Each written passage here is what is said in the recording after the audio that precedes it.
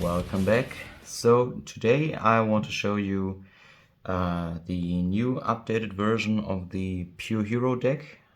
I did try a lot of different versions in the past and I wasn't satisfied with them, but right now I feel like I came up with a solution of this deck that may be worth to explore further, and it is a little bit different from the previous one, but I guess I will just show you.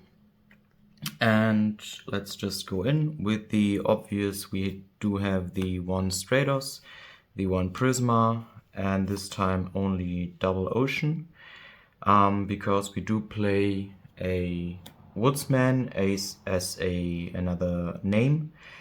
I kind of like the Woodsman right now because this is a way to get to the polymerization through the E-Hero line without having to rely on drawing the polymerization or the King of the Swamp. And sometimes even the 2000 defense comes in handy. So right now this is the lineup of the little monsters.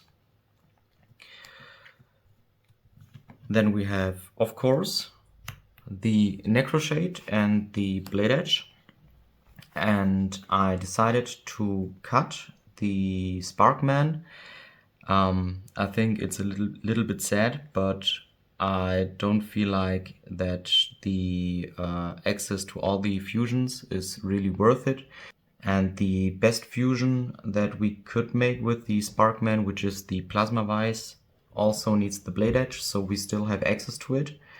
And I am really a huge fan of the Blade Edge at the moment because the 2600 stat and piercing is really a lot of value that you don't expect.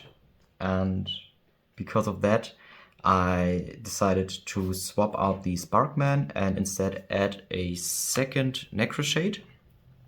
And this is because I am adding in 2 more Blade Edge. So this might seem a little bit insane, but from testing the deck right now, it feels like it is a really good composition, and I don't even feel like it is that bricky. Sure, you end up sometimes with the Blade Edge in hand without having a way to summon it, but then you just fuse it away. That's it for the heroes. Then we do have the triple King of the Swamp.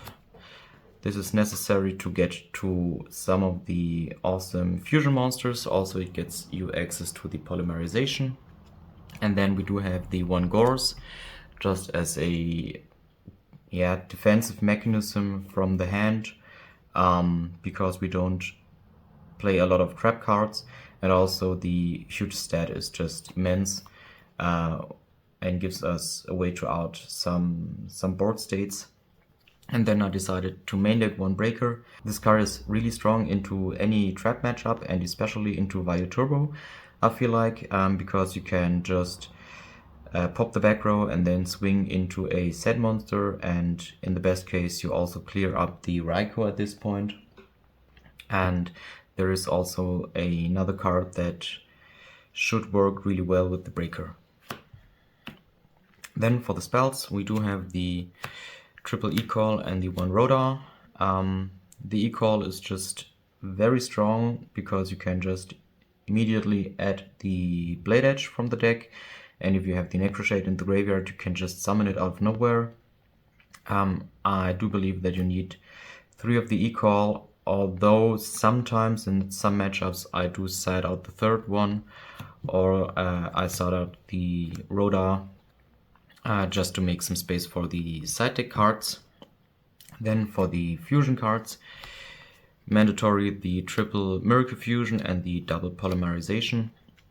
I don't think that you need 3 of them, because with the new edition of the Woodsman you can also recycle the polymerization from the graveyard. And then the Future Fusion. This with the Future Fusion, I mostly send the first Necroshade and a King of the Swamp just to have access to the Blade Edge and also to the Fusion substitution from the graveyard. And also you can do a very cool trick with another card in combination. We do run the double Fusion Recovery. I also add in double Defusion because I just want to dodge some of the trap cards like Bottomless or Deep Prison. And what is really funny is if you have double Blade Edge in hand and you use Polymerization to go into Gaia, and then suddenly you defuse it away and you have two big bodies on the board. So this can also put up a lot of pressure from nowhere, and also it just outs the absolute zeros from the opponent and clears the board to swing for your own damage. And then in the same lineup I decided to add in a Salvage. This is really cool in combination with the Future Fusion. You can just send the Ocean and the King of the Swamp for absolute zero and then use the Salvage to add both from the graveyard back to your hand. And this comes up more times than you think, although these are just one-offs. But it's a nice option to have. Then for the more standard spells, we do have the one Heavy Storm, one MSG and one Brain Control. I didn't play Brain Control previously, but I decided to add it in because it can give me some way to push for either lethal damage, or I can just clear the opponent's board and then tribute set a Necroshade over it. So although I do not have many monsters that requires tributes, or I don't even synchro summon, I can still put the opponent monsters to use.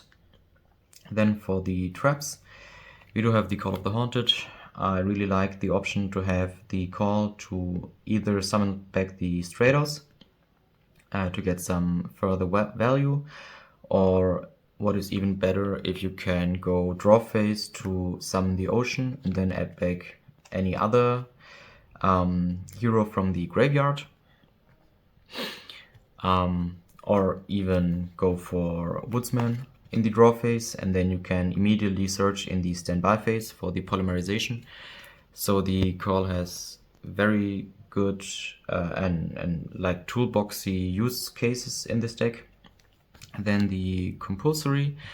This is either to protect your Oceans and Woodsmen, or to bounce back your Stratos, so you get an additional search. And then one Wind Blast or Raigeki Break. I'm not sure which one I prefer, but I want to have one discard ability, so I can just pitch the Necroshade if it is stuck in my hand. Also, this protects the Oceans and the Woodsman. Then to further protect the one Matter Transporter, this one is really great because no one expects it. If you banish the F-Zero, it wipes the opponent's board and then it just comes back in the end phase. Or you can just use it defensively. If you have a Ocean or Woodsman again on the board, you can just banish it and it comes back, and then you can go in and clear the board in your own turn.